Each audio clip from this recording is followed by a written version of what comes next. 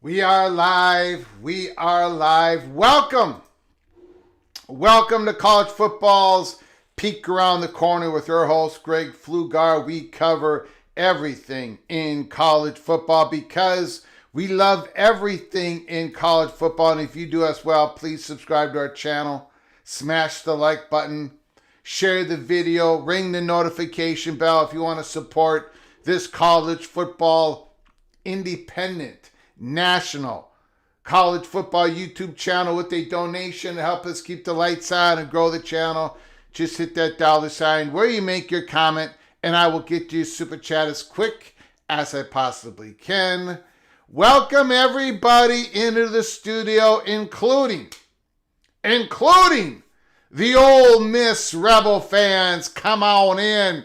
Come on in. I got a shoulder for you to cry on. Come on in. Everybody welcome into the studio that sits on the corner, the very corner of Keith Jackson Parkway and Kurt Gowdy Avenue. Do not be afraid. Do not be afraid to become a legend with your comments and with your phone calls. Congratulations to our beloved Golden Gophers women basketball team.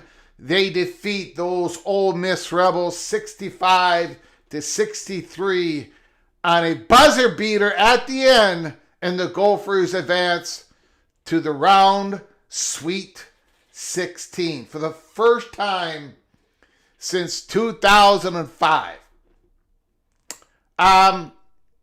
And we're probably going to have to play the UCLA Bruins. And the UCLA Bruins waxed us earlier in the season. So not much hope to get to the quarterfinals. But congratulations to the Minnesota Golden Gophers. And no, I am still the re-elected mayor of Louisville City because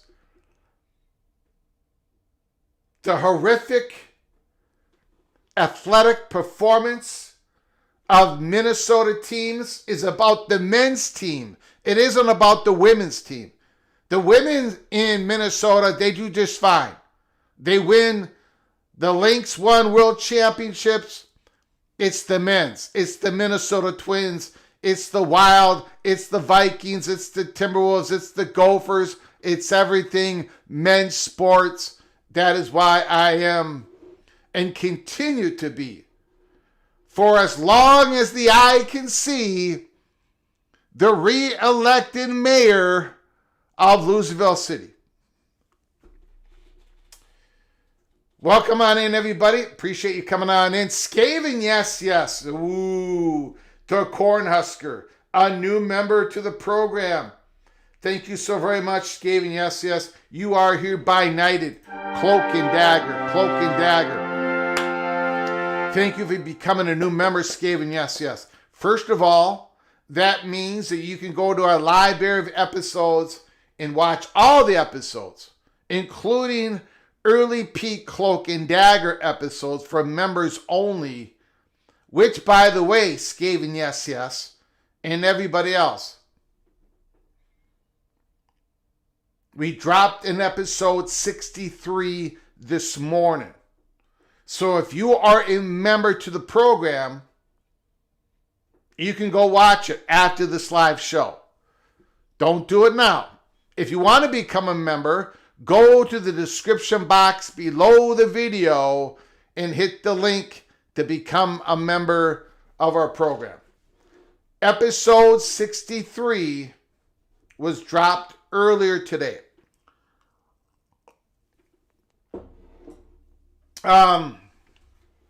In the men's basketball tournament, woo! What is going on here? Let's see. What is going on today? I don't know what's going on today. I don't even have this set up correctly. Hold on. St. John's in Kansas. About to kick off. Not kick off. About to tip off. St. John's in Kansas. Tennessee and Virginia. Iowa and the Gators. Utah State and Arizona. UCLA and UConn. The Red Raiders and Alabama. Earlier today, the Purdue Boilermakers defeated the Miami Hurricanes 79-69. Iowa State 82. Kentucky 63. Holy smokes. The Cyclones are rocking and they are a-rolling. My goodness. Before we get to your roll call, the cheese was split on the internet wire. I don't know what happened yesterday, and I do apologize. We were doing a live show. We were getting all lathered up. We were getting to the good stuff, and then the internet went out. Internet went out all over the place. We're back on today. I expect no problems. I expect no issues. We have not had an internet issue for a long time, and then suddenly it rang up.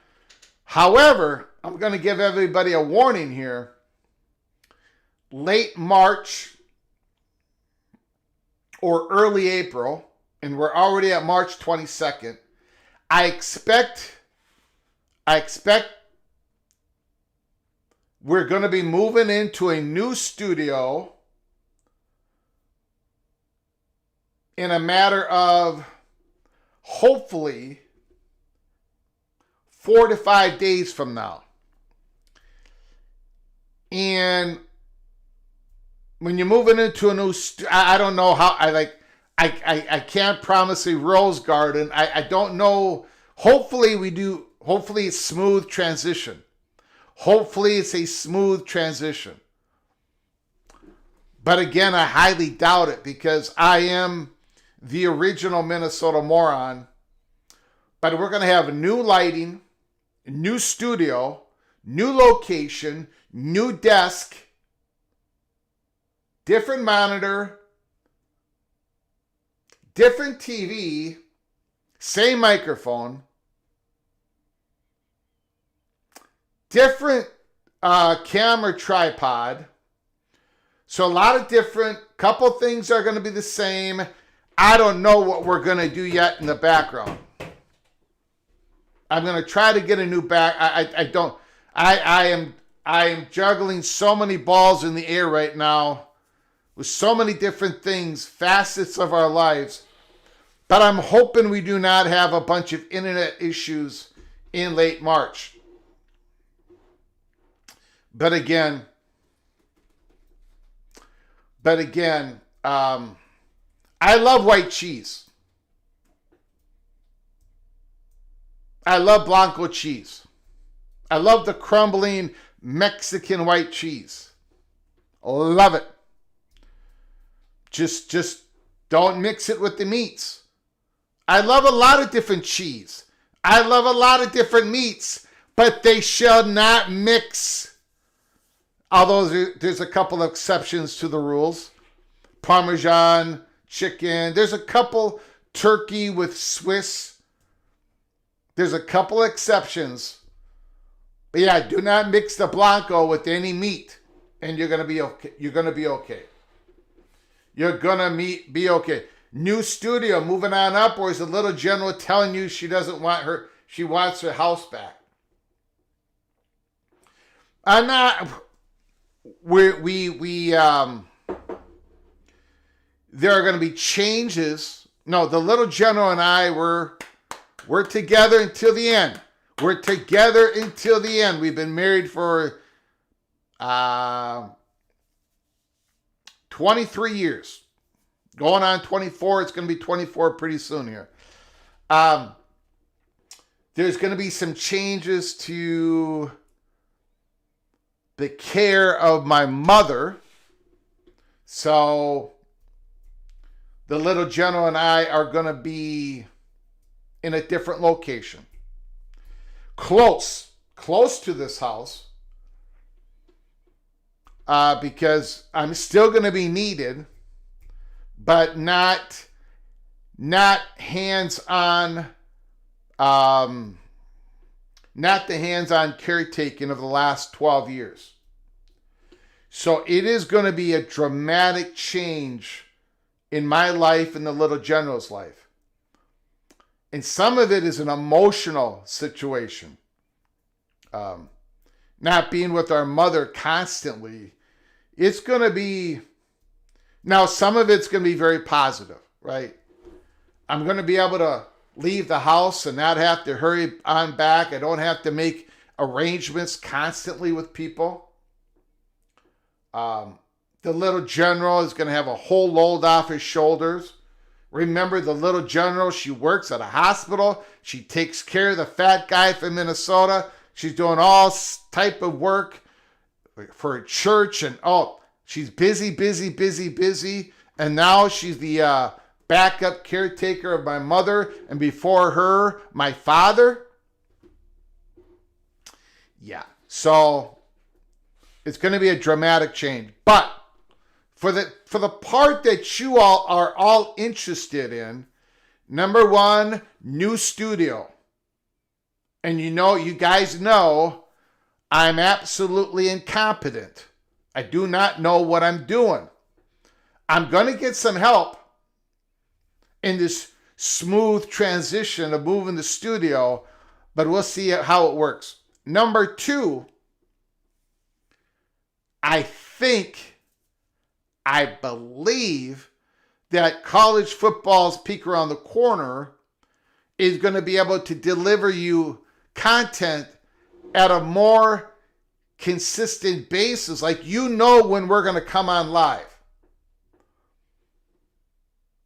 But I can't completely promise that because now that I've been doing this for so long, I like the freedom of popping in, popping out, catching you guys off guard, breaking news.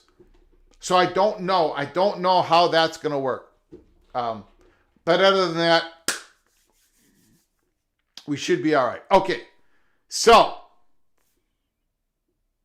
I apologize for the interruption of yesterday's live show.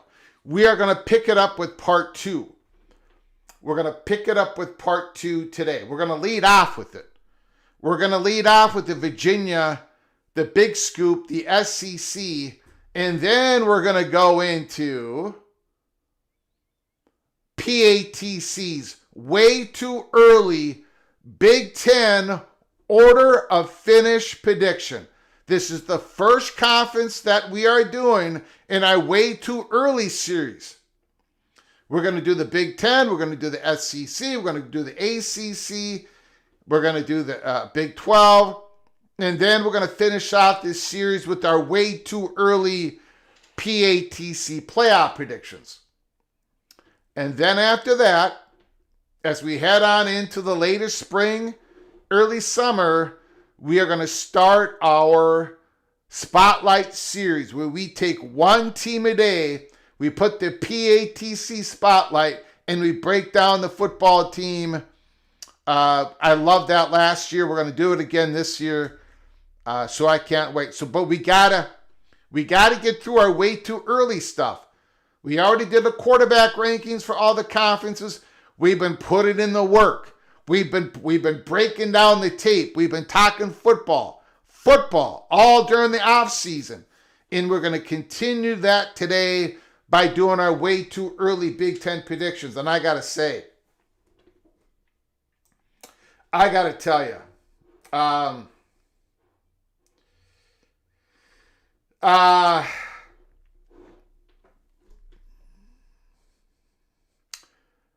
my way too early Greg the Gold's way too early Big Ten predictions that I'm going to show to you today are absolutely brilliant. I think I've nailed it. I think I've absolutely nailed it, and I expect each and every one of you to fall in line and agree with my way too early predictions of the Big Ten order to finish. Bill G, the incredible, edible Bill G, the Oklahoma State Cowboy, comes in with 5 gift memberships once again. Holy smokes. We got NC Fisher, Solar Knoll, Corey on Byerly, Gringo, Billy, CW2, OSU, all were gifted a membership by the incredible, edible Bill G. When you get an opportunity, please say thank you to Bill G for his generosity. All of you are knighted. All of you are knighted. Cloak and Dagger. Welcome to the family. Now you can go to our library of episodes. Watch all the episodes, including members-only episodes. Early Peak, Cloak and Dagger, episode 63 was dropped this morning.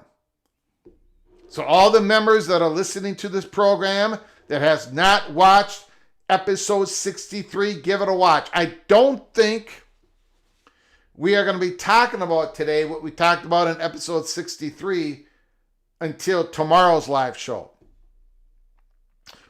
We like to give the members some time, that early peak, and then we'll talk about it in detail on a live show the following day.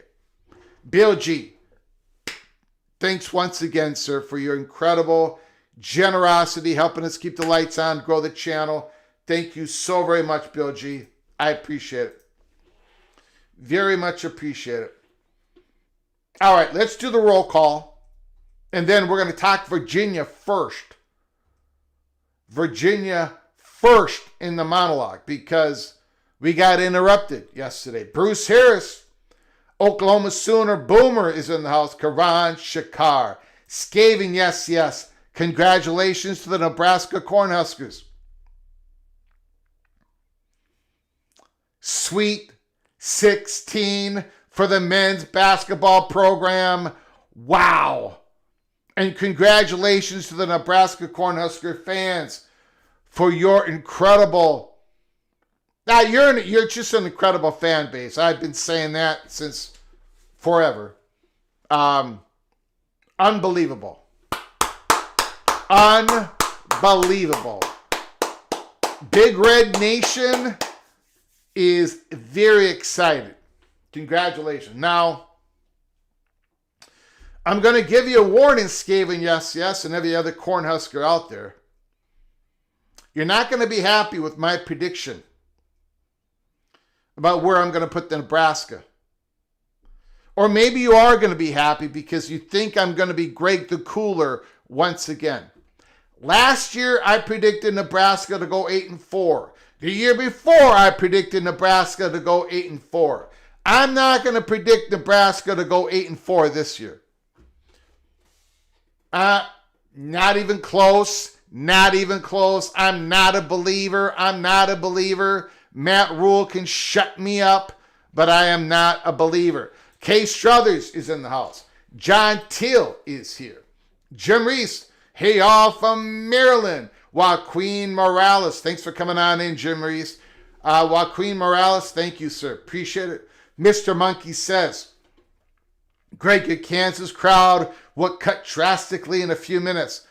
They'll be coming back. They'll watch this live program after the Rock Chalk Jayhawk rolls to another victory.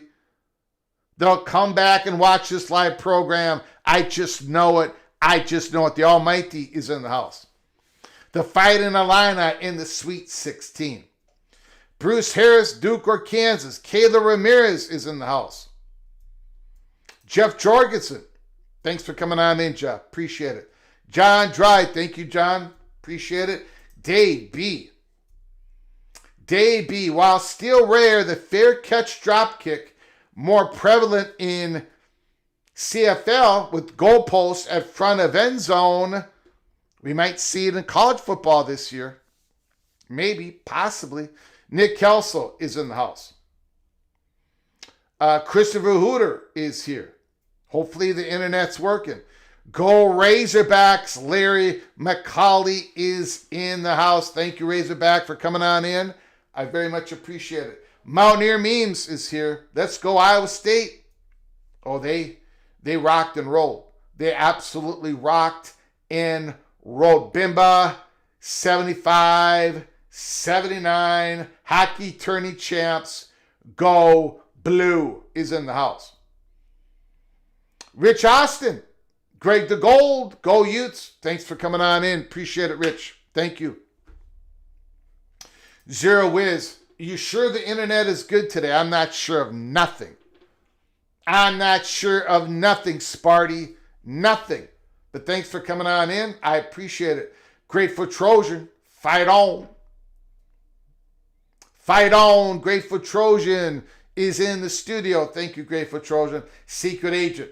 The Iowa State Cyclones is a serious contender to win it all at the March Madness dance. Serious contender. Rod Heupel is in the house. The Almighty Finn. Illinois got Houston next. I think that's what is that, a 2 seed, 3 seed type of situation? I appreciate that, Karan Shakar. Thank you for those kind words. Yeah, it's going to be a tough, bittersweet. Bittersweet is the word. I keep telling myself I'm a 57-year-old man. I'm an adult. I should be able to handle these situations with ease, with courage. Not really. It's just not how I don't do it that way. I think hopefully I'm not the only one out there, but it really it kind of kicks you in the you know what. These big changes in your life, not easy. Carla Jenkins is in the house. Thank you, Carla, for coming on in again. I appreciate it. George Parrott, thank you, sir. Appreciate it. Tough Tony.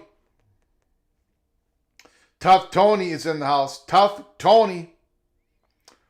Again, Bill G, thank you so much. Ray Scott. I do like cheese. I do like cheese. I just haven't fallen for the cheesification of America, the great conspiracy where you all got to believe that you got to spread cheese on everything. All these great, beautiful pieces of meat, hamburger and fish, and my goodness, keep the cheese off the meat. Helmer Hennison, my goodness, starts us off with a super chat.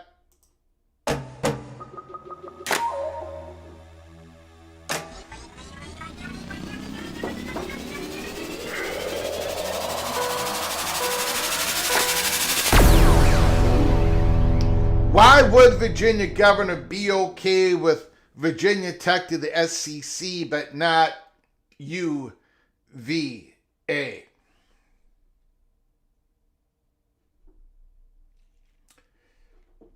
Thank you for the $2 holler, Hammer Henderson. I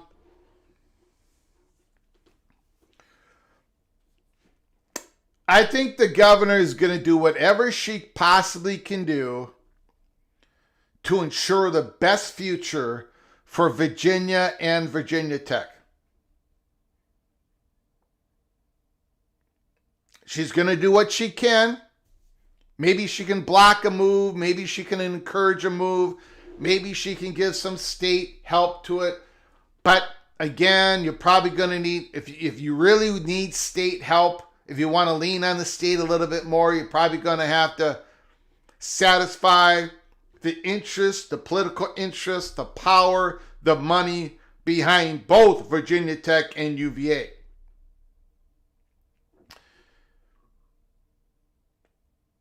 And I'm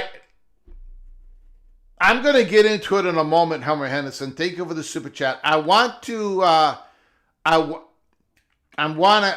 We'll get into it in a moment. Let me finish off the roll call.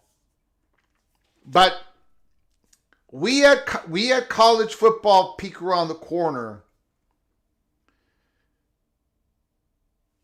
We cannot ignore what is happening when it comes to boots on the ground. We're not going to ignore that. This is why we knew the USC Big Ten. This is why we knew Colorado was at the center of the stage for the Big 12. This is why we knew the Pac-12 was in trouble. This is why we knew Washington and Oregon were going to be the next two schools in the Big Ten. Boots on the ground, people on the ground, give us the best information as possible at a certain time. I've had questions now here in the last 24 hours, and I'm okay with the questions. Greg, why the change? Why are you changing? Change is not good. It makes me worry about what you said before. Ladies and gentlemen, a couple of months before the election, the governor election, we went through the scenarios of what would be good for what scenario, what type of election result. We went through all this. We said things can change. There's a window of time for the SEC. They wanted the Southeastern Conference, still wants probably Virginia and North Carolina. I know there are people who are never going to be convinced of that. That's fine. It's not PATC. We're not the only ones that have reported this. Everybody has reported this. Everybody. Why has everybody reported it? Because the SEC did not make it secret. A door was wide open to us. We were given a whole bunch of information. North Carolina and Virginia were the number one targets for the SEC, and most likely they still are. But it takes two to tango. And Virginia is not the same Virginia they were 6 months ago. And it would be stupid. It would be foolish. It would go against what we do here at College Football, Peek Around the Corner, for us to ignore that. We're not going to ignore that. When we were when we discussed, and I don't know how many other YouTube channels were talking about it, doesn't really matter. But we talked about the political situation at the University of Virginia, just like we did at the University of North Carolina, Chapel Hill. Not because we enjoy talking politics, because we don't, but we had to talk about politics if it involves college football. You can't completely ignore it because it's going to play a major factor in the next wave of disruption. So we're not going to ignore it. There were people put in place by Governor Youngkin, the Board of Trustees. SEC had people in place. And if the SEC could have pulled the trigger, and they cannot pull the trigger right now. You all know the reasons why the Southeastern Conference, there's no way, and it's been like this for a couple of years now. That's why we keep saying on every live show, nothing is imminent, nothing is close. Nothing is imminent, nothing is close. But that window has now shut when it comes to internal politics at the University of Virginia. Before that last election of the governorship, before the last election of the attorney generalship, before we had replacement at the board of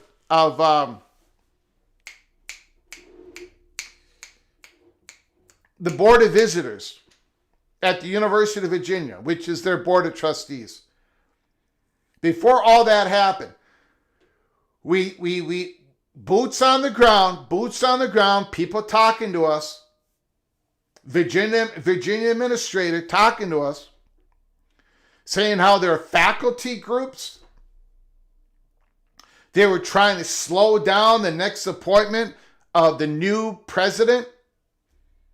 There are faculty groups that were ready to go to the woodshed, to go and do what they needed to do if Virginia had to change their conference affiliation and if they went to the Southeastern Conference. The faculty organizations at the University of Virginia are no longer worried. One of the pieces of information that were in this communication between us and this Virginia administrator, which we could not get to last night because of this internet interruption. What is going on in Virginia, the boots on the ground, is different now than it was 6 months ago, a year ago, 2 years ago, 2.5 years ago. It's changed. And you know what? Change can happen because we at College Football Peek Around the Corner has been honest to everybody, and we keep saying nothing is done, nothing is settled, nothing is done, nothing is settled, nothing is imminent. There are no deals, there's no handshakes, there's no wink wink. None of that has happened. We haven't shut the door in any possibility here at Peek Around the Corner. We gave you the accurate information, that there was a window of time. SEC was targeting Virginia, probably still are.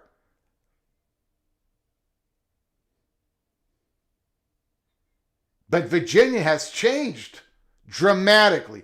North Carolina has changed dramatically the other way. And that's why you've got the Virginia guy, the Cavalier. He's not in the big scoop right now. Now, could there be another change? Yes. Yes. The Holy Smokes Theater that we keep updating, we have to keep updating it because nothing is done, nothing is settled.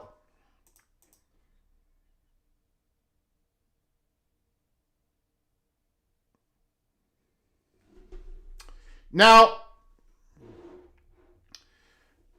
I get that people like to pretend that things are settled and done. People like to pretend that there are handshakes, winks, nods, that things have been accomplished.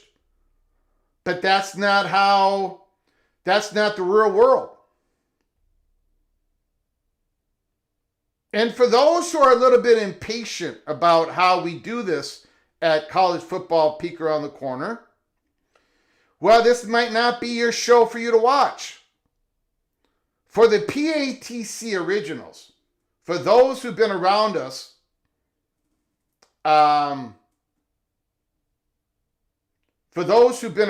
for a long time, you know how we work. You saw how it happened with Colorado, the hot bubble of action. We told you something was percolating hot. And sure enough, it was. You saw how it worked when we talked about Washington and Oregon. Some of you are a little bit, you want the stuff right away. You want it to happen right now. And you want us to report that it's going to happen right now. But it ain't going to happen right now. It just isn't. But we can give you the best peek around the corner in the business on the positioning, the thoughts. We talked to a lot of people from a lot of different angles on this. Money perch, chatter behind the curtain, administrators, media people. I mean, not chatter behind the curtain, but the media people who work behind the camera.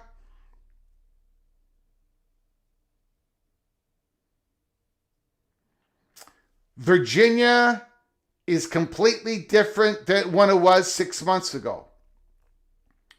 So, getting back to the story. Thank you for all of us joining us. We'll finish up the roll call.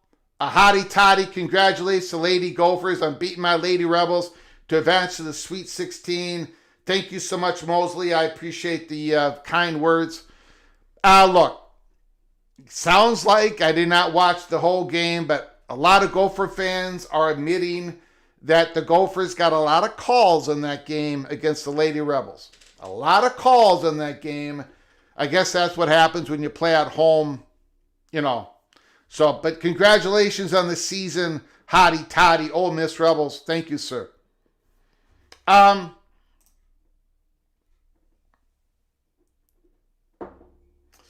Okay. Yeah, people do not like the speed of my show. Well, buckle up. This is going to be a very long and dramatic off season. If you're not able to handle this one show, you're not going to be able to handle PATC. Just telling you. You're not going to be able to handle PATC. Filibustering my question. Helmer Hennison, thank you for the $2 holler. Appreciate it.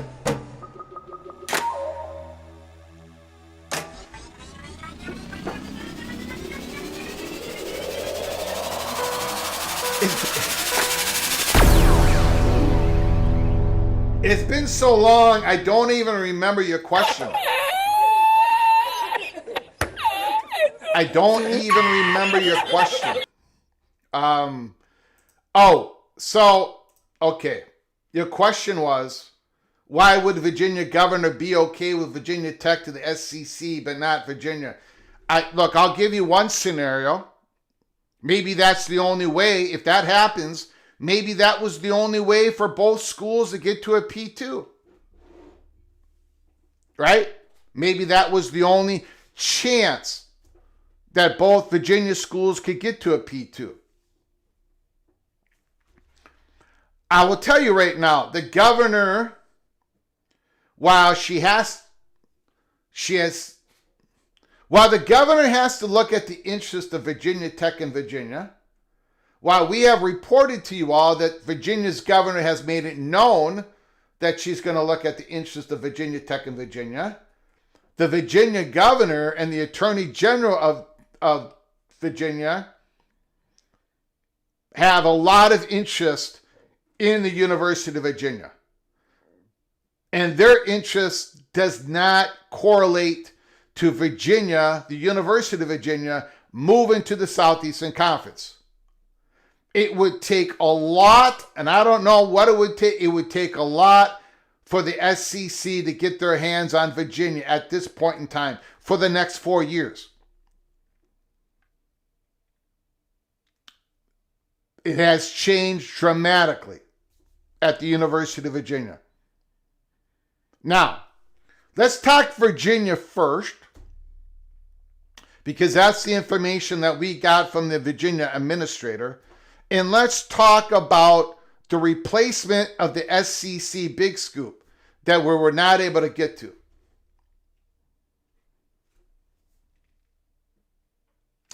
And let's use this question as a segue to it. Do we really see the Big Ten having room for Virginia, Duke, Miami, Notre Dame going all the way to 22? Don't see it. Someone getting a broken heart. Great question, and we're going to use this question to talk about it.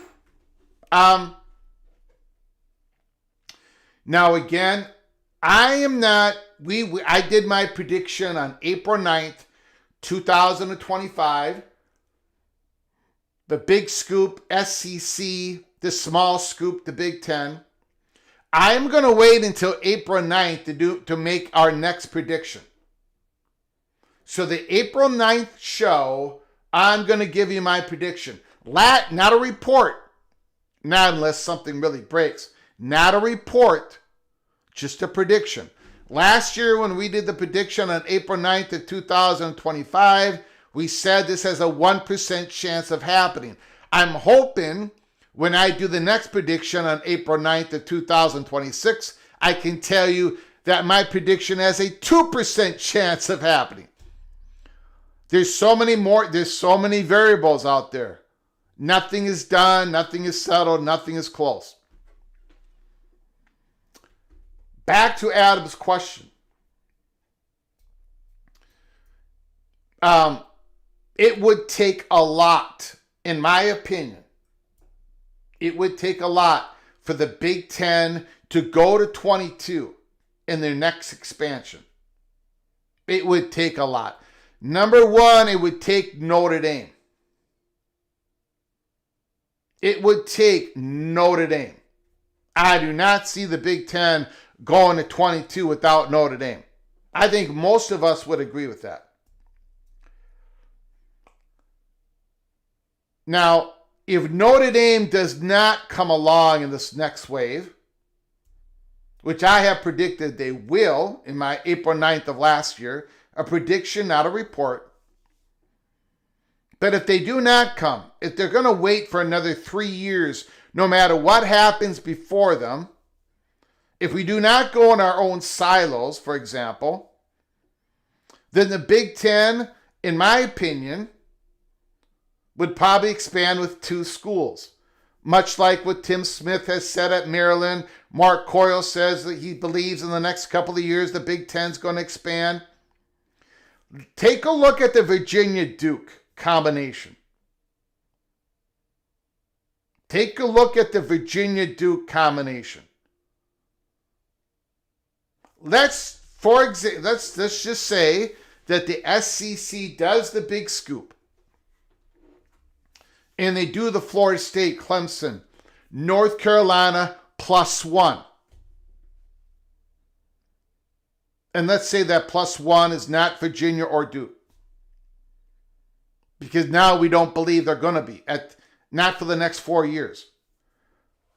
Is Virginia and Duke enough for the Big Ten to go from 18 to 20? Does a Virginia-Duke, does that blend work? I don't think so.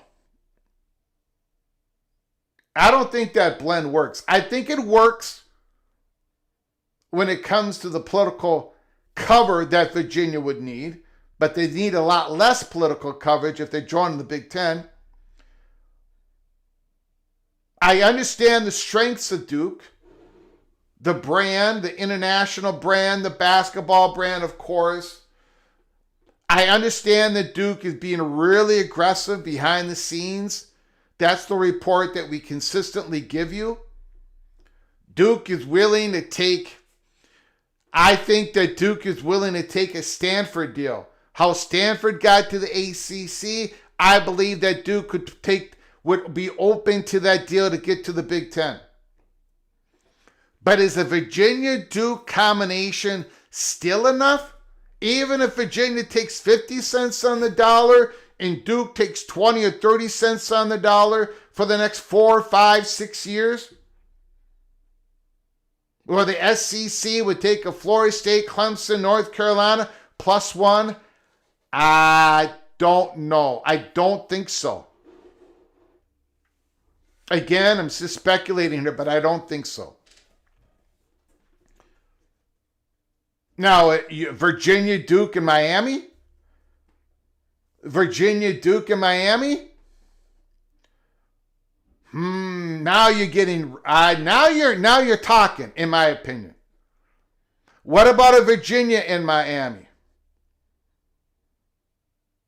I happen to think that works better than a Virginia Duke. Look, I'm not trying to take shots at Duke, but you got to be able to satisfy not only your current media partners, but your future media partners, your Amazon. Miami? You want Miami. You want Miami, in my opinion. You want Miami with a Virginia.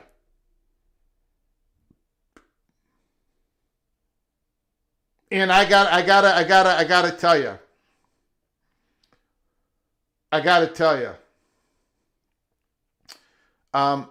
Again, it sounds like I'm ripping on Duke. I'm not ripping on Duke. I think they've got a shot at the Big Ten. I think they do. I really do. For all the reasons we've talked about. I've been dragged over the coals by saying Duke has a shot. But I don't think Duke is ahead of Virginia. Not from everything that I've heard. When we have heard a peek around the corner, and we have not ran away from this. June 15th, 2024, we said on our live show that Virginia and North Carolina were the number one targets for the Southeastern Conference. That was completely accurate. And it probably still is. They were also, behind Notre Dame, they were also the top targets for the Big Ten. Virginia is wanted. Not for the great brand of football, not because they're going to give this, although, Tony Elliott, Virginia's doing better and better and very good basketball, but they are wanted for other reasons. Expanding the footprint, all those students, demographics, spending money, spending power in that demographics. National advertisers want in Virginia from Big Ten, SEC. There's lots of reasons. Diversity of students, a certain level of students, a growing state, virgin state, doesn't have the SEC and the Big Ten in there yet. Political power. We have Virginia ahead of Duke on our tiers, obviously.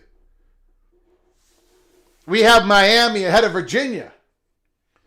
So, again, we're not making our official prediction until April 9th like we did last year, April 9th. But as of right now, and things could change, of course. And again, it's not a shot against Duke, but I think Virginia and Miami are both ahead of Duke.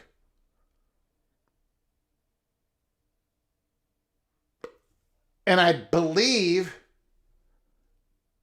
there's a lot of schools ahead of Duke. But I believe that Duke knows that. Duke has been the most aggressive. As far as we know, the window that we have seen, the doors that have been opened to us, Duke has been the one that has been aggressive, saying, we'll take care of ourselves, just get us the invite, and we'll bring what Duke can bring in research money, what Duke can bring academically to the Big Ten. The Big Ten presidents would vote them in. Duke is basically telling everybody, we'll take care of ourselves when it comes to our athletic programs. So yeah, Duke is a candidate for Big Ten expansion. I just don't have them ahead of Virginia and Miami. You might, but I don't.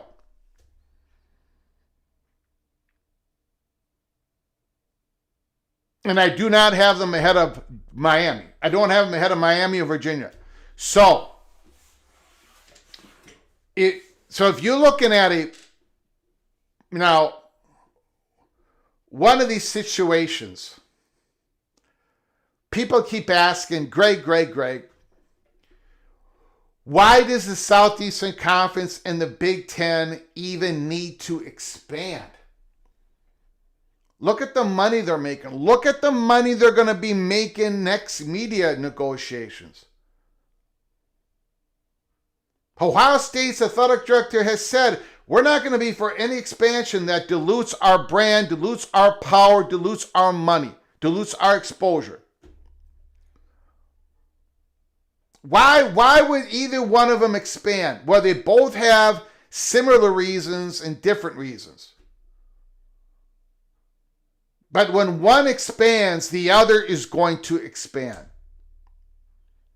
Neither one of them wants to fall behind the other when it comes to market power. Their place in the marketplace. They're not going to fall, they don't want to fall behind each other. The Southeastern Conference has plans to expand. So does the Big Ten, and both conferences know that. How big of an expansion? We don't know. Economy, world war, the media, money might dry up because of what the NFL is doing. What goes on in Congress, SEC going their own silo is probably going to increase their expansion versus a more traditional wave of realignment. But they both have plans for it. In the Southeastern Conference, they have a great need to expand the media footprint. They want to expand into places that can get them students. They want into the state of Virginia. They want into the state of Virginia. They do. Yeah, Virginia's not as, when it comes to football brand and media money, it's not as big as other football programs out there, but they want in Virginia. The Big Ten has wanted into Virginia for the longest time. They try to get Virginia. They try to get University of Virginia in North Carolina, Chapel Hill in 2010. They failed. We talk about this. The Big Ten doesn't always get what they want. Big old conference, powerful conference, these huge research institutions, all this research money, massive media, massive Big Ten network, but they still don't always get what they want. They did not get Virginia, North Carolina. But they both wanted in Virginia. The SEC and the Big Ten, they both wanted into the state of North Carolina. Getting back to Adam's question. Do we really see the Big Ten having room for Virginia, Duke, Miami, and Notre Dame going all the way to 22? I would change that a little bit. I would say, do we really see Notre Dame wanting in on a Big Ten conference of 22 schools? that include Virginia, Duke, Miami. If Notre Dame does join the Big Ten in this next wave, the possibilities of 22 cannot be dismissed, in my opinion. So that's going to be up to Notre Dame. If Notre Dame truly wants in because the SEC's doing the big scoop, if Notre Dame is looking at the situation where the walls are closing in on these big conferences getting more and more power, does a Virginia, Duke, Miami, Notre Dame, does that work? Does that work? I think it could work. I think that's a possibility of working. And that might be the best chance for Duke to get into the Big Ten. Now, again, you need 13 out of the 18 votes in the Big Ten. You've got 4 votes out west.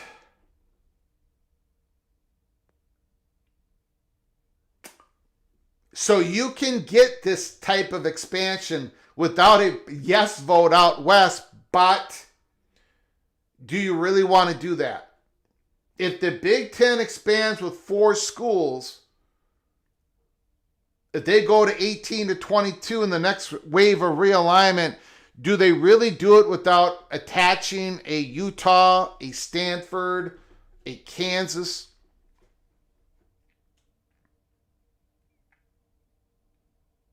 And that's another question. Virginia, Miami, Notre Dame, Stanford. Virginia, Miami, Notre Dame, Utah. Virginia, Miami.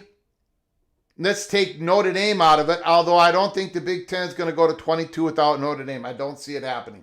A Virginia, Miami, Utah, Duke. And of course, we're really not even bringing up the option of Georgia Tech being in the mix on this. We've got a massive super chat here. Massive super chat. Holy smokes. OBD done. My goodness. We're not done with Virginia yet. We're not done with Virginia yet. Hold on, everybody.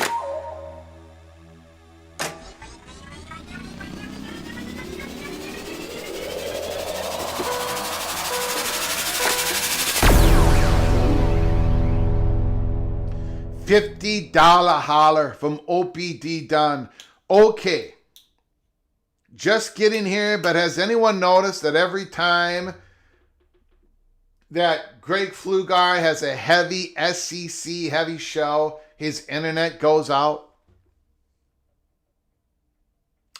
I know that those SEC drones coming back from Silo Mountain, Silo Mountain each time, they do take a hard right towards Greg Pflugar's house. Just wondering. First of all,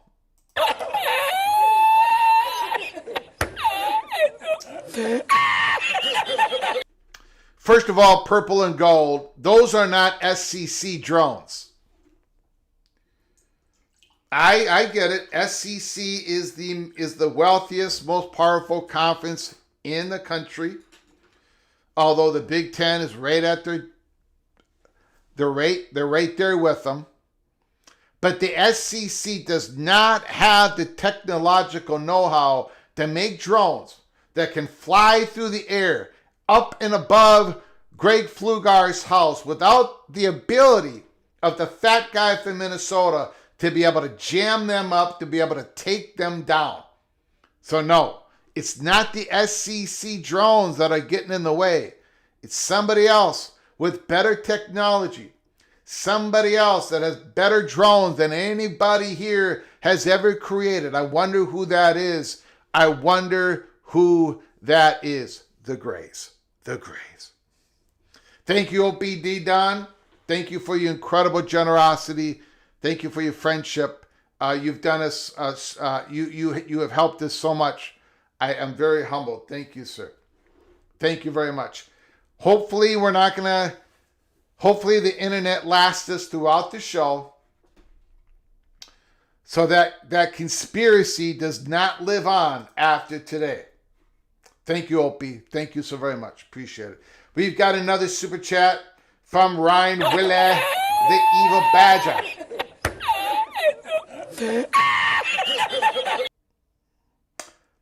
Wisconsin women's hockey team is leading the Buckeyes 2-0. Going in the third period, 20 minutes away from Wisconsin's ninth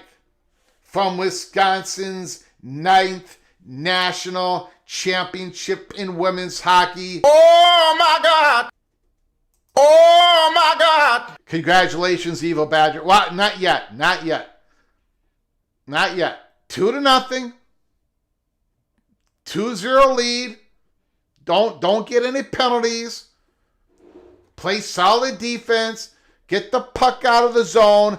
Dump and chase. Wisconsin Badger hockey. All right. Thank you so much for the $5 holler. Thank you so much for the super chat. OBD done. Let me see. I got to make sure I got everybody here. Okay. Getting back to the question at hand. Getting back to the information, I should say. We talked about Virginia. We talked about why things have changed. Why, if we're just speculating, I'm going to make a prediction on April 9th. Virginia is not going to be part of the big scoop in my prediction. For the reasons we have laid out, for the reasons we have followed for months. But who, if the SEC is going to do the big scoop, who would replace Virginia? Let me know in the comments section. Let me know with your phone call. If the SEC, if they do the big scoop, and if it is a Florida State, if it's a Clemson, if it's a North Carolina, and I truly believe it's going to be North Carolina and Clemson. That's a prediction, not a report. And I think Florida State's going to be part of it because I do not think the Southeastern Conference is going to want that massive football brand, Florida State, to have this dynamic relationship with Miami and have those two float on up to Rosemont, Illinois, and sign the dotted line. I don't think the Southeastern Conference, I don't think they're going to allow that to happen. My prediction so far, not a report. So who would be the fourth school? Let me throw out some candidates. All right? And then you let me know in the chat room. I think you got to start first. Georgia Tech, I still don't think so. Georgia, I'm not buying. I don't think Georgia Tech adds. Not Georgia Tech, a beautiful school, beautiful fans, beautiful location. No. Miami, I don't see it. I don't see. I don't see it at all. Okay. Now we get to I think these more serious candidates. North Carolina State.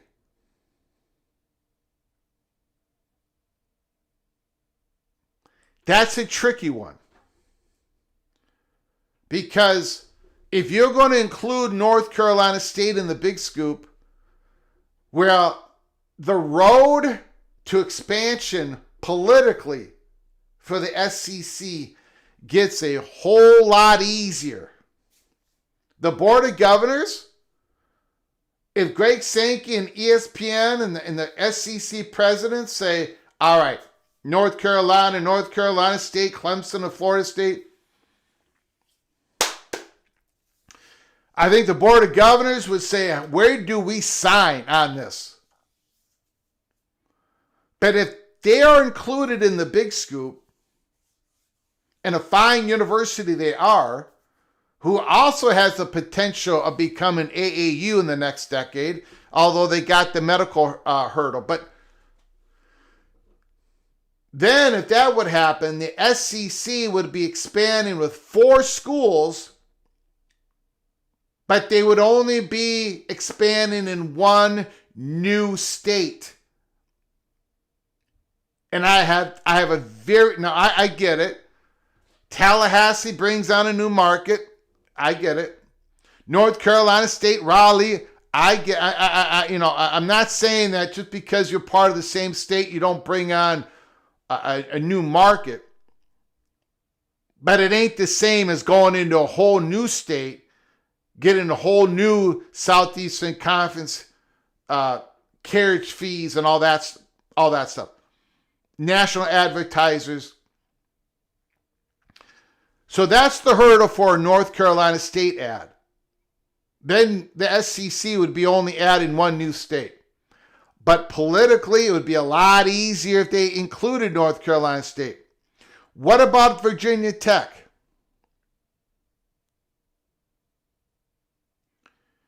Now, there is smoke. There is steam about Virginia Tech believing they've got a chance. They've got a chance to become AAU in 2027. They're sitting on the cusp. And a Virginia Tech being AAU not only helps them with the Big Ten possibilities, but the SEC possibility. Virginia Tech would give the SEC into the state of Virginia. They have a beautiful football atmosphere. They're doubling down on their commitment, supposedly, for the Hokies. Does a North Carolina, Virginia Tech, Clemson, and Florida State, is that the best big scoop that the SEC can have? What if the Southeastern Conference looks west? What if Virginia Tech doesn't quite give them what they would want? What if the Southeastern Conference figures if we can't get Virginia, we're going to get the best value add out west? What if the Southeastern Conference decides to do a North Carolina, Florida State, Clemson, Kansas? Is Kansas the best addition to the big scoop if Virginia is going to continue to walk away? So you've got North Carolina State, you've got Virginia Tech, you've got Kansas, possible candidates. I don't happen to think Duke is a candidate for SEC. Not what I've heard lately. I just, maybe you believe it, and that's fine. North Carolina, you're going to add 2 North Carolina schools, like what you would do if you added North Carolina State. North Carolina and Duke. The basketball, the synergy, the value of that rivalry, is that going to be enough to bring Duke on in? And then what about politically when you go to the Board of Governors? The SEC is going to bring two North Carolina schools into the SEC, but neither one of them is North Carolina State, a public institution that the Board of Governors have to look after. They don't look after Duke. Duke is not part of the constituency. We at Peek Around the Corner have also heard that Duke is also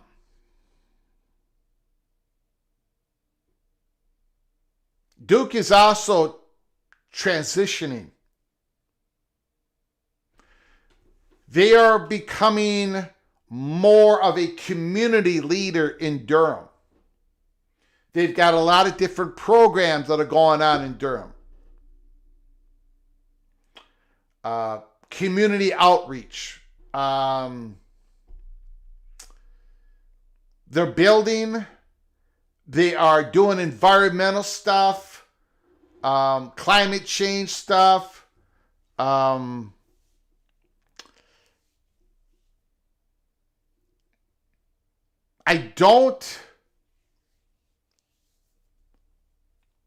just don't think Duke is going to be a Southeastern Conference candidate. And I could end up taking the big L on that.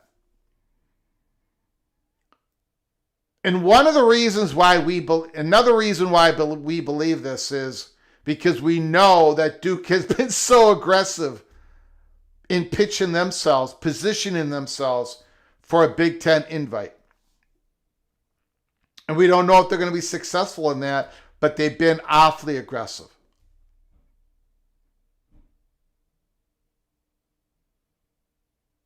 I think they're putting their chips in the middle of the table, and they put it in the Big Ten box on the velvet green table in Vegas. They're putting their chips on the Big Ten box, and they're hoping the dice roll Big Ten.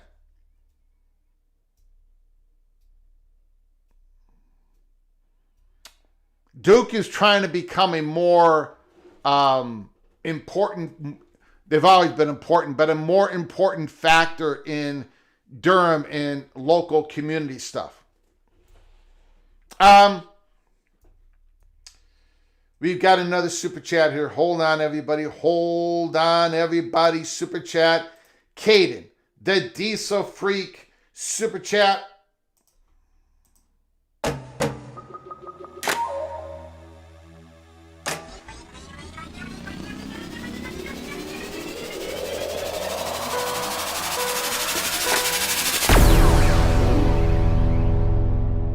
Thank you so much for the $5 holler, Caden. I appreciate it. The SEC has confirmed that Florida State, Clemson, North Carolina, and North Carolina State will join in 2028. I'm glad you made this comment because there is a lot of talk out there that this has been confirmed. That's already done. This has been done. It's already done. There's a wink, there's a nod, there's a handshake. No need to worry about this or that. It's all been established. The SEC and the Big Ten have coordinated their next moves. We have peek around the corner. 100% don't believe any of that to be the case. Now, I don't want to rip on anybody. You have the right to believe what you believe. You have the right to believe your source, right? So go ahead, and I'm glad Caden put that chat in there. Thank you for the super chat, for your generosity. I appreciate it. Not only do we believe the SEC has not confirmed that, I don't think they've confirmed anything.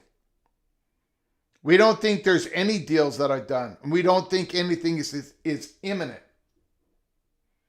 Although going from nothing is imminent to something is imminent, that can happen real fast. Real fast. If the SCORE Act doesn't pass, I think we're going from not imminent to imminent. That could happen real quick if the SCORE Act doesn't pass. Thank you for the $5 holler, Caden. I very much appreciate it.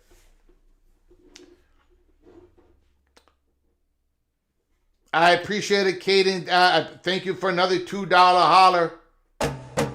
And thank you, Daniel Gygax, for sending Caden my way. I got no problem. No problem with your takes.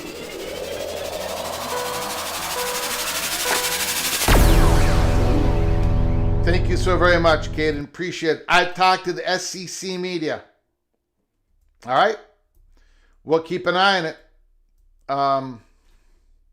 Again, look,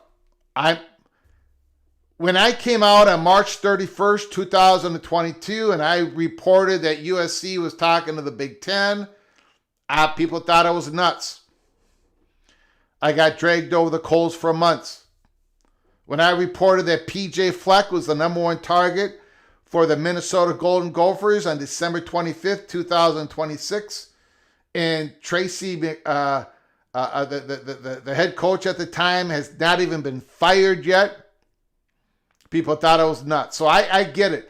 Sometimes you get information from a source and it turns out to be true and nobody believes you. So I don't want to like say absolutely not happening. Not going to say that. But I have not heard that. I will say that. Greg, does the Big Ten have to defer to the SEC as far who expands first? Not if Notre Dame or North Carolina calls the Big Ten, then the Big Ten doesn't have to defer. But I believe every other possibility, Southeastern Conference has the advantage here. Most of these universities, most of them that are candidates for the Big Ten and the SEC, most of them would prefer to join the Southeastern Conference. Not all of them, most of them. I think Miami would prefer to join the Big Ten. I think Duke would prefer to join the Big Ten. And I think Georgia Tech would prefer to join the Big Ten. But everybody else is the SEC. And again, I'm not ripping on Big Ten. Everybody relax. Just telling you what I believe. From all the conversations we've ever had. There are cultural, there are travel reasons, there are sports-sponsored reasons, there is academic reasons, there is, when you go to the Big Ten, you got to integrate yourself to what they're doing research-wise. There's more expectations. You're more in. They're different conferences. Period. Different conferences. Period. So the SEC has a lot of advantages. ESPN is still, and I'm going to get flack for this, but they're still the leader in delivering exposure to college sports. That is still true. Fox has improved. In some ways, Fox does a great job, and CBS and Peacock, NBC, and SEC is still the leader. Even though a lot of you hate this, the ESPN, they're still the leader in delivering exposure. Look at the SEC ratings. Look,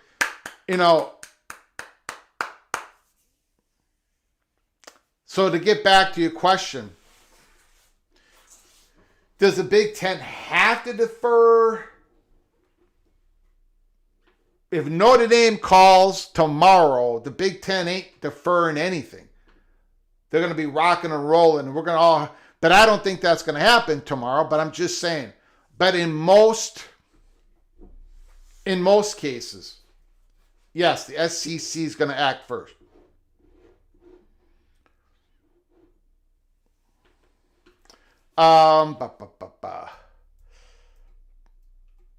Okay, we're going to get back to this.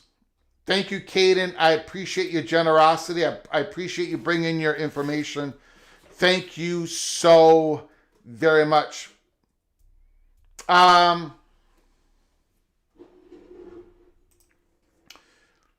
do, before we get back to the Virginia, and you let me know who would replace Virginia and the big scoop and all that. Give me your comments. Give me your thoughts.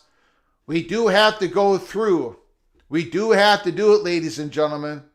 We have to go PATC. Big Ten Order of Finish Prediction. PATC. Let's go. We're going to do the Big Ten first.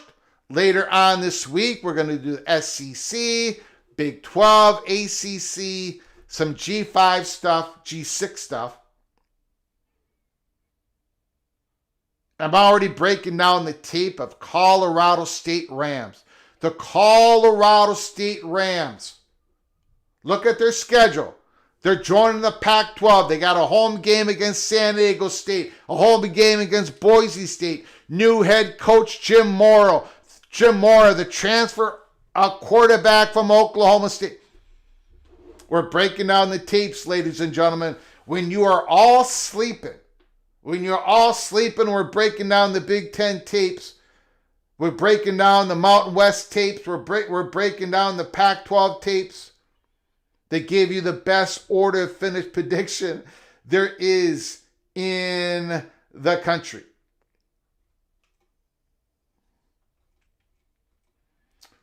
Christopher Hooter, super chat.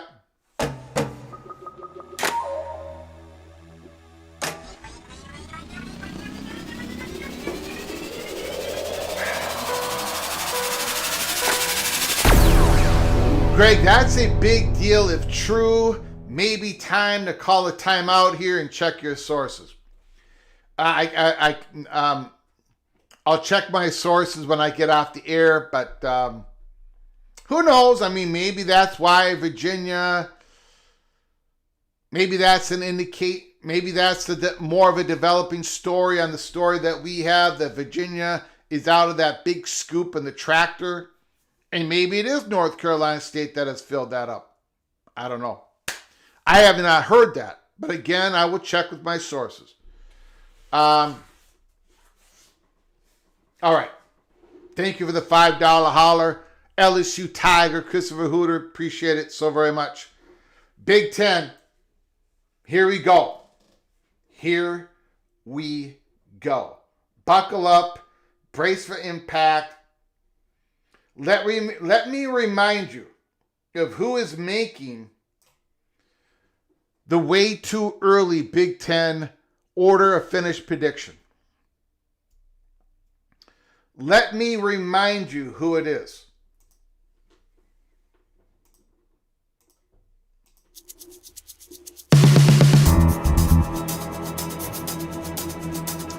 Evil Badger.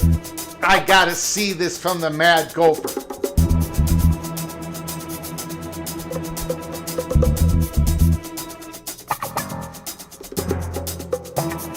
This is the start of our way too early order of finish prediction series in the Power 4 Conference. We do this every year. It is March 22nd. It is spring. Let's go.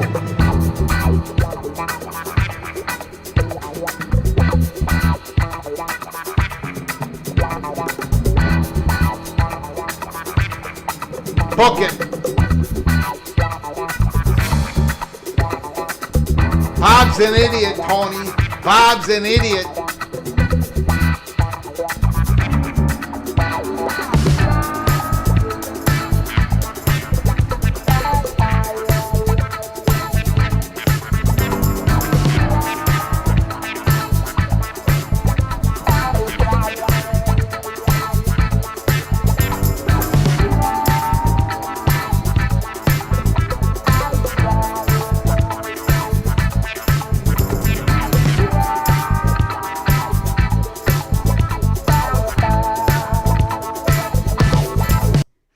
All right, here we go. Here we go, guys. Let's not waste any more time.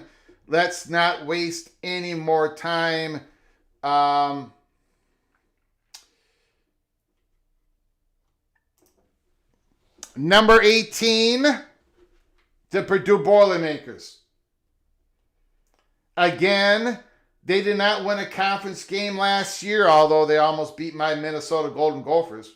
They almost beat my beloved Golden Gophers. We've got Purdue number 18. I think most people are going to have Purdue number 18 in the country. Barry Oldham, second year. They have a 10-game losing streak going into 2026. They had to bring in a large transfer class, over 25 players. I'm not a believer in their quarterback, Ryan Brown. Purdue 18 once again. And does Barry Oldham keep his job? Purdue just fired a head coach, Ryan Walters, who had the job for 2 years. And I don't know if Barry Odom's record is going to be any better after 2 years. Number 17, Rutgers. I do think Rutgers is going to take a huge fall after the Greek rifle. Kaliakmanis has left. Dylan Lonergan, the quarterback, Boston College transfer. They lost some running backs. Man, I don't know. They got a new play caller, Travis Johansson.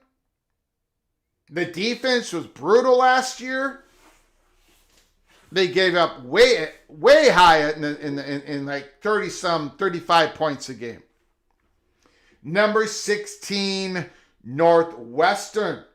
The Northwestern Wildcats, number 16. New offensive coordinator, Chip Kelly. Chip Kelly. Now that's going to be interesting. I'm not a believer in Aiden Childs. The quarterback transferred from Michigan State. I've seen enough. Chip Kelly, good luck. Good luck, everybody at Northwestern. I'm not a believer in their quarterback. Number 15, Malik Washington, I am a believer in. I believe in Malik Washington. I do not believe in Loxley. Do not believe in Loxley. Now, hopefully the new offensive coordinator they brought in, Clint Trickett. The Mountaineer fans know who Clint Trickett is, quarterback back in the day. But that defense was brutal last year. Absolutely brutal. Giving up over 30 points a game in Big Ten conference play. They've got to get better. They've got to get better on defense. Again, Maryland is famous for starting off fast and then collapsing at the end of the season. Nebraska at number 14. Just not a believer. I don't think you can go from Dylan Raiola to Anthony Colandrea or TJ Lateef after Colandrea gets hurt. And I'm not rooting for the young man to get hurt, but if Nebraska's going to run him like UNLV ran him in the Mountain West, Colandrea is going to get killed out there, just like every other Nebraska quarterback has done for the last decade.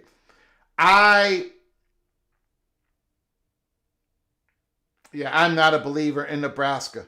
They got a more difficult schedule than last year, and their quarterback is going to be a significant drop-off from last year. Nebraska at number 14. Number 13, UCLA Bruins. Bob Chesney.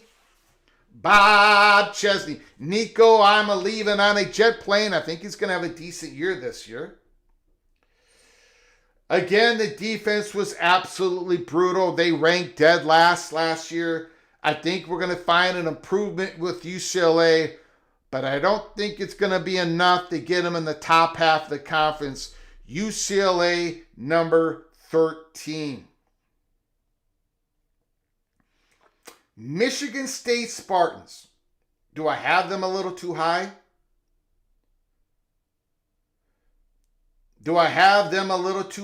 Pat Fitzgerald, his era begins now. They're only bringing back 3 starters.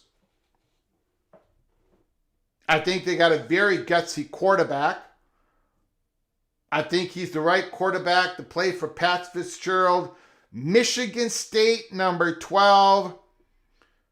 In large part to the respect that I have for Fitzgerald's success at Northwestern.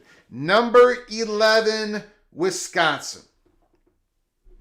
Coach Luke Fickell, can he survive?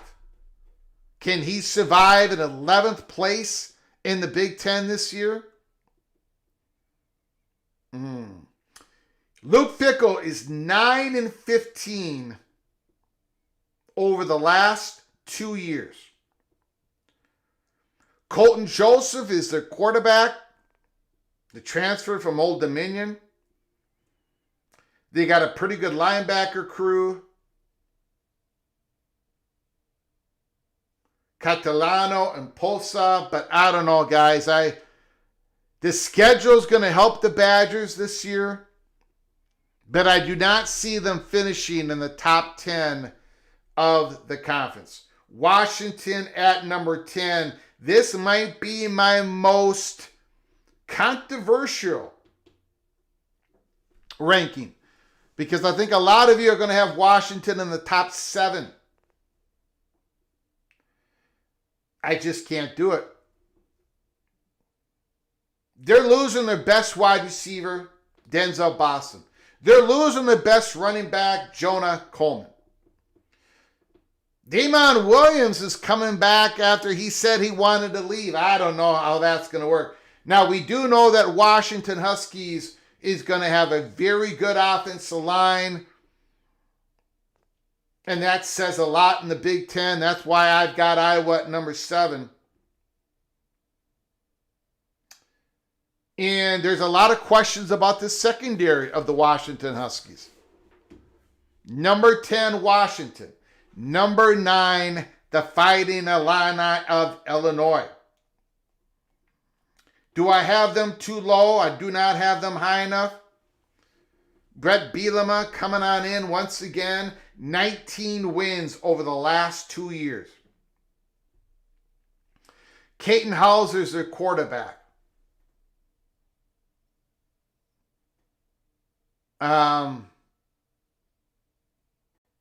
don't think he's going to be as good as Luke Altmaier. Now, we got a lot of East Carolina Pirates fans in the PATC family, and I do appreciate that, and I'm sure all of you disagree with me, but I got to see it first about Caton Hauser playing in the Big Ten. Number 9, Illinois. Number 8, Minnesota, and I see people are ripping on my pick for Minnesota. I did this last year. I did this the year before. I picked Minnesota to finish in the top half of the conference in 24 and 25 in the new expanded Big Ten. And what did the Gophers do? They finished in the top half of the conference in 24 and 25. People never believe that the Gophers are a top half of the conference football team. But most of the time they are under PJ Fleck. They're at the bottom of the top half. I wish they would get to the middle of the top half. I wish they would get to the top of the top half. But the Gophers are at the bottom of the top half. And they've been there for years. Even though a lot of you don't know that. But that's where they've been. They've finished above 500 in the Big Ten the last 2 years. And this year, they do not have a freshman quarterback that hasn't played a lick. This year, they've got Drake Lindsay, who threw for 18 touchdowns, 6 interceptions. They've got the beast, Darius Taylor, the great running back, coming back this year. And guess what, ladies and gentlemen? Guess what, ladies and gentlemen? He's not going to be injured in game 1. He's not. He's not. It ain't going to happen. It's not. I'm gonna wrap him up in bubble wrap. I'm gonna make it so he can't get to practice. Darius Taylor is gonna be ready. He's gonna be ready to go against the Mississippi State, Hell State Bulldogs on September 12th. The Gophers are going to be a tough out this year. Tough out. We've got them finishing 8th because we can't have them finishing 7th. The Iowa Hawkeyes have been a couple levels better than the Gophers. They've been whipping on the Gophers. The Iowa Hawkeyes, I do not know their quarterback. I have them ranked dead last.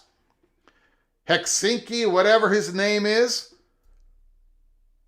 But my goodness, the Iowa Hawkeyes are going to be bringing back an offensive line that's going to absolutely dominate. The rushing attack is going to be absolutely dominating. Tim Lester, the offensive coordinator last year, have got it rocking and rolling. And Phil Parker, The defensive whiz, the defensive coordinator, is back for his 135th year as a defensive coordinator for the Hawkeyes. Iowa at number 7. Maybe I should have had him at number 6. Maybe I should have had him at number 6. That's the question. Because at number 6, I have Penn State. I keep going back and forth. I keep going back and forth. I keep going back and forth. New coach Matt Campbell. Bringing Rocco back with them. Man, I don't know. Penn State is the biggest wild card. I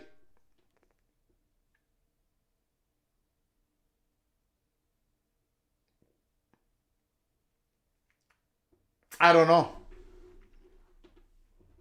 My answer to Penn State this year is I predicted the Nittany Lions to win the Big Ten championship last year. And what happened to Penn State?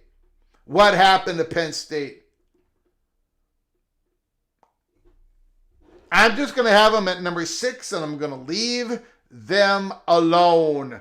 The Michigan Wolverines at number 5.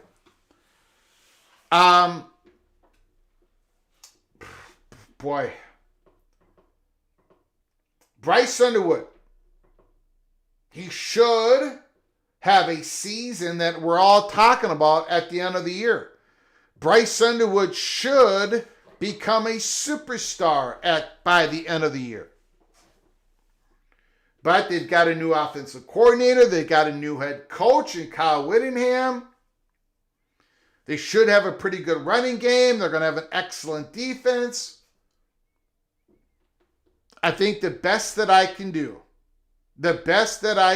is have the Michigan Wolverines on the bubble for a college football playoff spot, but just outside for now. I could change this is my way too early prediction. In August, I come out with my official prediction. And maybe by August, I will have Michigan in the top 4. But I can't right now. I may change it, but I can't right now because I am hot on USC. Last year, in my way too early prediction and my August final prediction, I had the Big Ten having 3 teams in the playoffs. 3 of them. And the Big Ten had 3 teams. I did not have 4. And a lot of Big Ten fans were very upset with me. This year, I've got 4 Big Ten teams making the playoffs. USC is one of them. Jaden Maeva, the quarterback, he's going to have a monster season. I'm not worried about losing the Lemon and Lane, the wide receivers. They're loaded everywhere. What makes USC special this year is that offensive line is good, great, and experienced. Just like Iowa, just like Washington, but I think USC has the tools, the talent to win a lot of games on offense. And of course, the new defensive coordinator, Gary Patterson, takes the reins. Holy smokes. USC is going to the playoffs. The PATC prediction. I've got Indiana at number 3. I could not put them at number 2. I couldn't put them at number 1.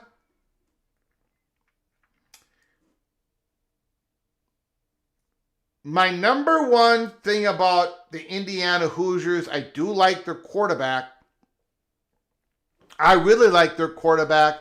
I've said that I like their quarterback, Josh Hoover, but you're just going to have to tamper down on the interceptions. 24 over the last 2 years. I think he's going to be able to do it. Kirk Cignetti's going to be able to develop him, coach him up. Josh Hoover, the Horned Frog fans, the Big 12 fans and the PATC family will let you know Josh Hoover is incredibly talented. Big time experience. He's thrown for a lot of yards in big time pressure spots. I think he's going to be very good for Indiana. And he's got that Charlie Pecker coming back. The guy who catches everything. Indiana, number 3. The Oregon Ducks at number 2. Dante Moore is returning to Eugene, Oregon.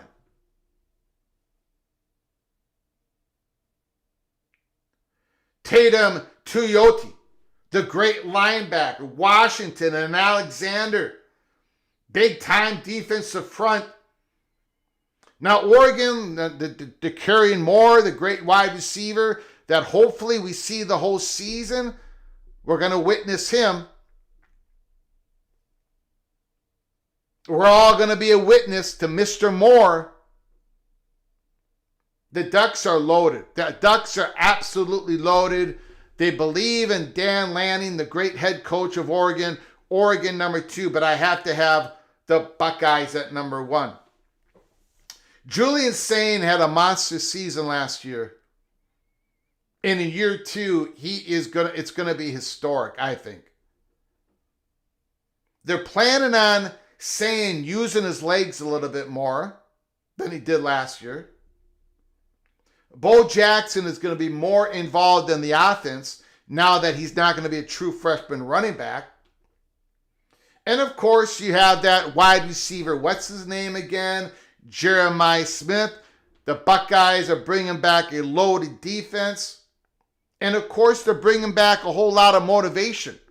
A whole lot of motivation because they did not get it done last year. They did not successfully defend their national championship of 2024. So, the complete order of finish prediction for the Big Ten. Buckeyes number 1. The Ducks number 2. The Hoosiers number 3.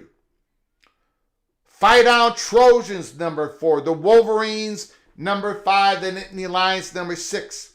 The Hawkeyes 7. The Golden Gophers 8. The Fighting Illini 9. The Huskies 10. The Badgers 11. The Spartans 12. The Bruins 13. The Cornhuskers 14. The Terrapins 15. The Wildcats 16. Oh, the Scarlet Knights 17. And the Boilermakers 18. That is the PATC. Way too early order of finish prediction. And again, we have the rights to change our prediction in the month of August when we break down all the spring camp tape, when we start listening to what is happening in the August camps around Big Ten country. We are allowed to change our prediction one time here at PATC. And when we do it in August, it will become our official prediction of the Big Ten. Again, PATC Big Ten order finish prediction is put up there on our official graphics. And later on this week, the next one we're going to be doing is the Southeastern Conference, then the ACC, and then the Big 12, and then we're going to be doing our G6 predictions and who is going to be the G6 representative into the college football playoffs. Is it going to come from a Pac-12 conference, the new conference? Is it going to be UNLV in the Mountain West Conference?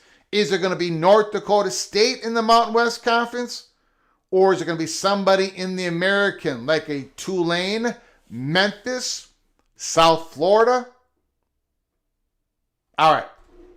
We'll get back to the Virginia story. We're going to open up the phone line so you can call in and let us know what you're thinking. Let us know what you're thinking. We got another super chat from the very generous, legendary PATC member, the Eva Badger, Ryan Willie.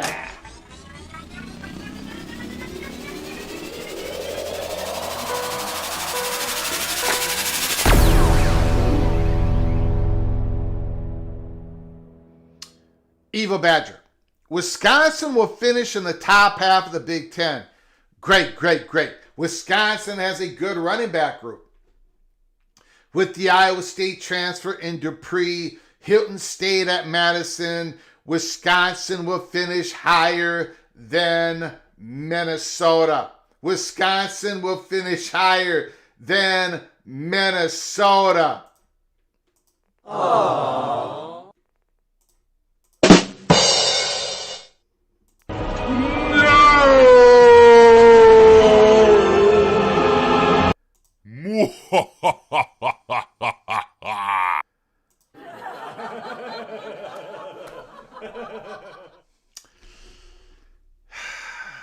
I think we're going to hear this every year now. Wisconsin's going to finish ahead of...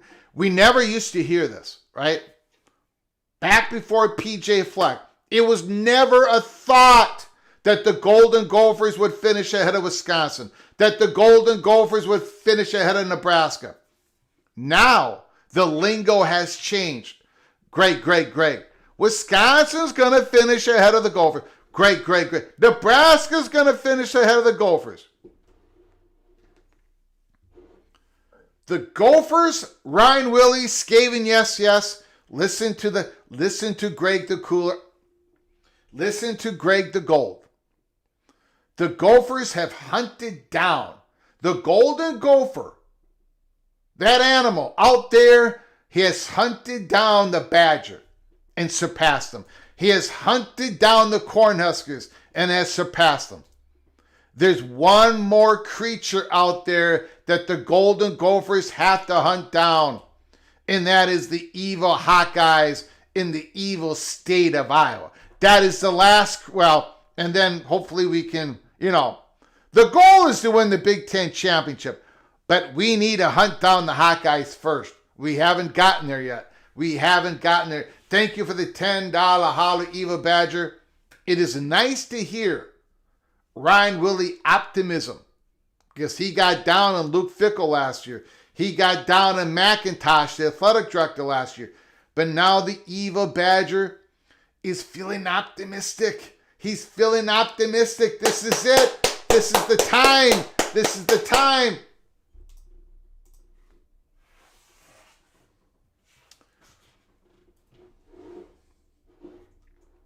The Go Gators has just entered the chat. Karan Shakar. No, son of Sarek. Oh no. Greg has picked Ohio State. Moans and groans coming out of Columbus. Now, that's not what's happening. This is what's happening in Columbus. Son of Sarek, this is what's happening in Columbus. Because everybody in Columbus knows, including Moen, that this is not Greg the Cooler talking, it's Greg the Gold. So the people in Columbus are getting very excited that PATC's way too early has the Buckeyes winning the Big Ten championship. Their hearts are bursting with joy. It's happening. It is happening. All right, let's open up the phone lines. First of all, let me just check a couple of messages that have been sent to me since the last start of the live show. We've got Greg Boom May, the new head coach of the Golden Gophers hockey program.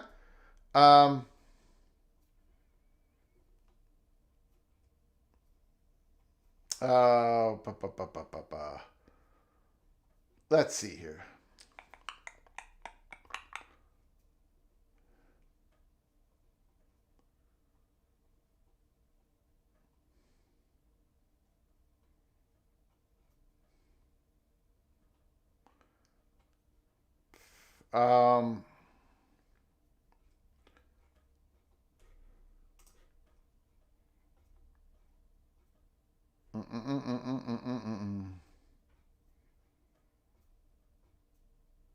Okay. One more second. One more second, please. I apologize. I just want to make sure. Just want to make sure I did not miss anything. Okay. Phone lines are open. 763 260 1333. 763 260 1333. Son of Sarek, after Greg has picked Ohio State, Columbus residents are emptying their 401k accounts to bet against the Bucks.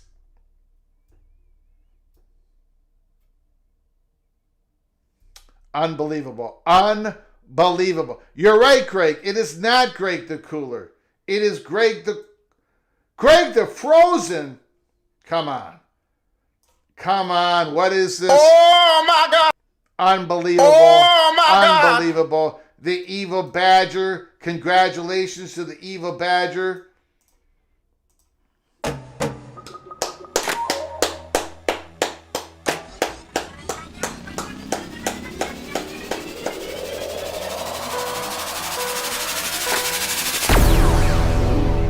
It's official. It's official. Wisconsin's 9th Natty Women's Hockey. Congratulations to the state of Wisconsin, the University of Wisconsin-Madison, and most importantly to the women who won the championship. Congratulations, and congratulations to our good friend, PATC original, the legend himself, Ryan Wille. Thank you, Ryan. Thank you for the super chat. Congratulations. Absolutely congratulations. Bob Swanger. Congratulations to Bob Swanger for Penn State winning another wrestling national championship. Congratulations to Penn State. We are Penn State. Okay, now let's open up the phone line. 763-260-1333. 763-260-1333. Call from Caden the Diesel Freak. Caden the Diesel Freak. Thank you. First time caller, I believe. Go ahead, sir. The floor is yours. Hey, Greg, how's it going, sir? Good. I'm doing good. How are you doing, sir? Well, first of all, Daniel Gygax and the College Football Mafia sent me your way, so Beautiful. tip my hat off to that. Wait, I'm not wearing. Daggone it, I forgot my hat. Dang it. And yes, I'm an Ohio State fan. I didn't come on here to, do the usual Buckeye boot stomping. No. Just so you know, I'm never going to come on here and do that. I got bored of that like 3 years ago. Got it. But yeah, as I said, I talked with the SEC media, and they confirmed that UNC, NC State, Florida State, and Clemson will be joining the SEC in 2028. However, Virginia Tech and Virginia is questionable for me.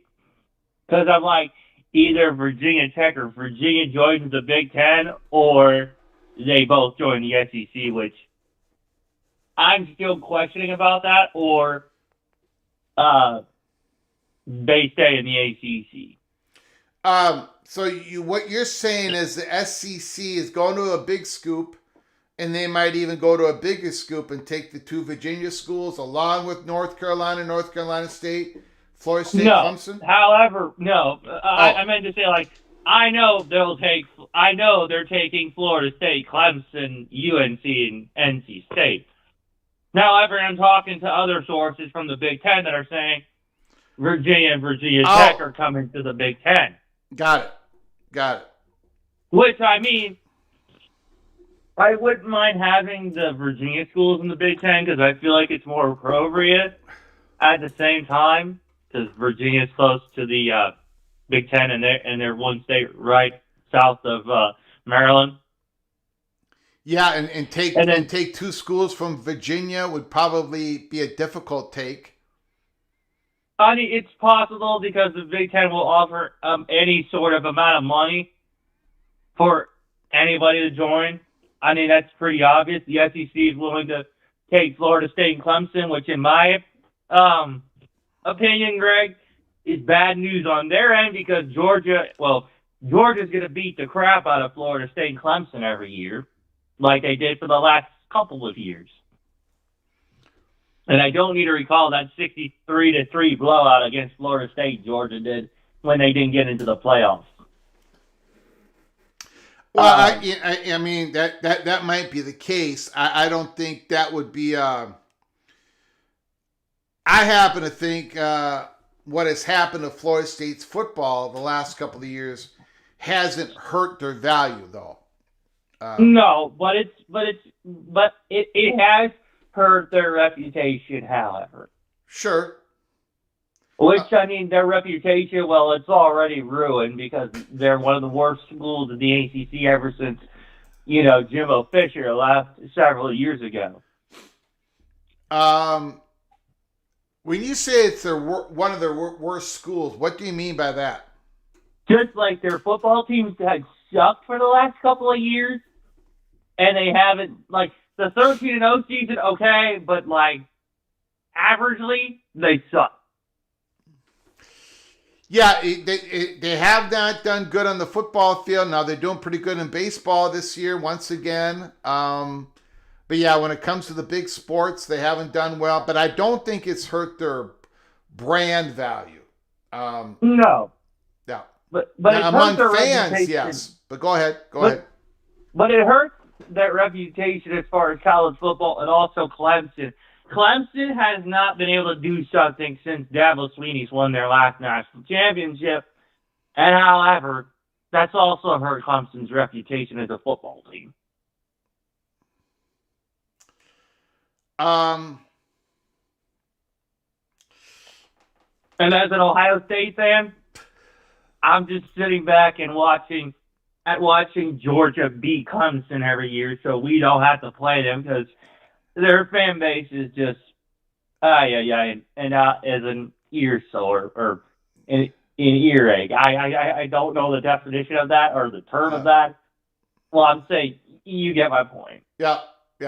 Are you on a college football mafia show a lot? Do you call in and talk? I called in a Nate show probably over the last year and a half, and I made the one appearance on Mullen After Dark. Yep.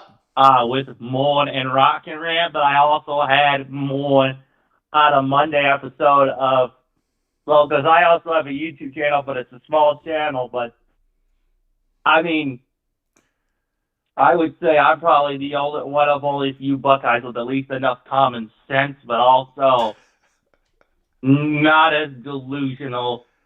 I wouldn't say delusional, but just how do I word it out?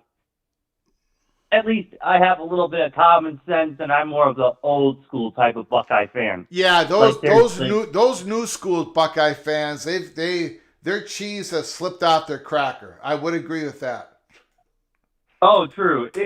Like for me, I wish Ohio State would play more aggressive football. Like I wish they would do certain things. Bring Coach Meyer back. Like, yeah, I've admitted that several times. Yep. Like, Matt Patricia, he's him. Ryan Day, however, won us the national championship, but also Urban Meyers won us the national championship, but he's kept that program more in line, so to speak. Yep. All right. Well, hey, Caden, I appreciate the phone call. Don't make it your last phone call. Call again, sir. I appreciate it. Yeah, Greg, and just so you know, if you want to come by my YouTube channel, I'll be doing more Saturday shows this upcoming week, and I'll also be doing my average Sunday show with Daniel Gygax. So, what is the name of your channel? It's basically the name of my handle here on YouTube, Kane the Diesel Freak. Got it. Beautiful. Thank you, sir. I appreciate your time. Thanks, Greg. Talk to you later. You got it, buddy. Thank you. All right.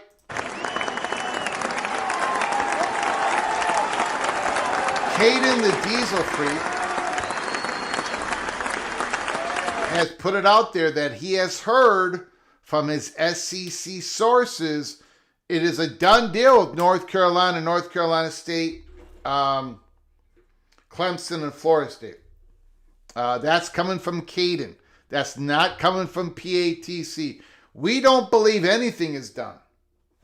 We don't believe anything is done. Nothing's done, signed, sealed, and delivered. I think we got a ways to go. So nothing is etched in stone as far as I'm concerned, but other people are, well, they believe it is. They believe it is. Caden the Diesel versus Greg the Gasoline. Nothing will be decided now. I agree with that. Look, I don't even know what happened. Just joining after a long day working in the yard. Sad to hear about you, Minnesota Wild reporter. I don't know. I know something bad happened, but I haven't. I've been on the live show since the breaking news.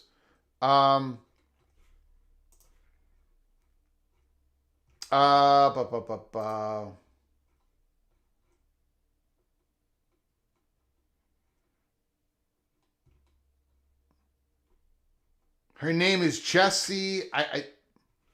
Let me know in the chat if what happened to her. Oh, her and her 3 children died in a house fire. Oh my gosh. Oh my gosh. Wow. Now that's devastating. That is absolutely devastating. Let me show you the picture of the lady.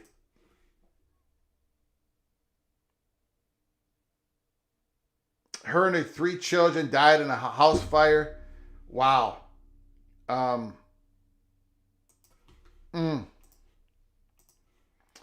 That's terrible. Thank you, Ryan Brooks. Wow.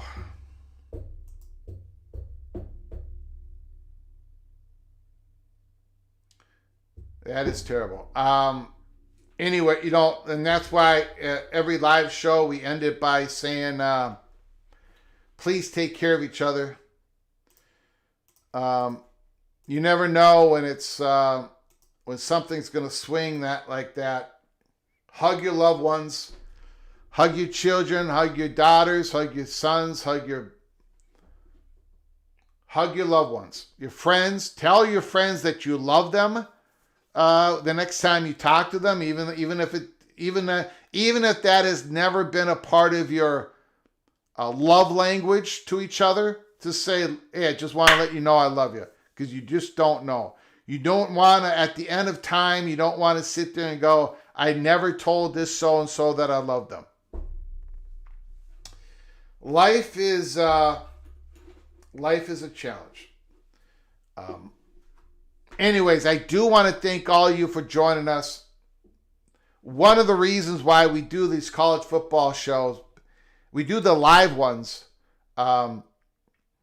because of the interaction, the fun that we have, the poking, we poke each other, we throw elbows, we talk about serious things in college football, but at the end of the day, we're having fun talking about the sport that we love. Because outside of the studio, outside of the world of college football, there's a lot of tough things that are happening. So we find enjoyment to being with each other. I do want to thank you guys so very much, you guys and gals, for joining us. Even we have a lot of watch haters out there, right? People that watch us because they hate me. I appreciate you guys watching us. Thank you so very much. Your viewership helps us out at Peek Around the Corner. So keep bringing the watch hating. And but more importantly, for those who watch us and participate because you love our community and you love to be a part of our community, I so very much appreciate it. Thank you. I appreciate it. Evil Badger, thank you so much for your generosity. Skaven, yes. Bill G. Hammer Hennison, thank you for your generosity. OPD Dunn with a massive super chat. Purple and Gold, LSU Tiger. You are so incredibly kind to this channel. Thank you, very kind, sir. Thank you very much. Caden the D's a Freak. Thank you for joining our community. Thank you for your phone calls, and thank you for your generosity in the super chat. And of course, another LSU Purple and Gold Tiger, Christopher Hooter. Thank you very much for your generosity. Thank you for the phone call, Caden DiDizo. We've run out of time. It's already been over 2 hours. This was the Big Scoop, the SEC Big Scoop Part 2 that we could not finish yesterday because of an internet outage. Thank you for all joining us once again. Now, this week, going to be a very interesting week in PATC country. Very interesting week. If you are not a member of our program, there is a link in the description box below the video. Hit the link and become a member. We did PATC Early P Cloak and Dagger episode 63. We dropped it. We released it early this morning. Go take a look. We're going to be talking about what we talked about in that members only episode in our tomorrow's live show on Monday. It also has to do with the Big Ten. So we're going to be talking about that and all the breaking news that are going to be happening through the week, the updates on the SCORE Act, the SEC's PATC order of finish prediction for the Southeastern Conference, possibly more on the Big 12, searching for that Redbird Capital, that Otro Capital deal. Are we going to hear news about that this week? And everything that else is going on in college football. Please come back next week, starting tomorrow, Monday. Before you leave, subscribe to our channel, ring the notification bell, smash the like button, and share the video. Until next time, from all of us at College Football's Peek Around the Corner, to all of you, please you all take great care of each other. Thank you so very much.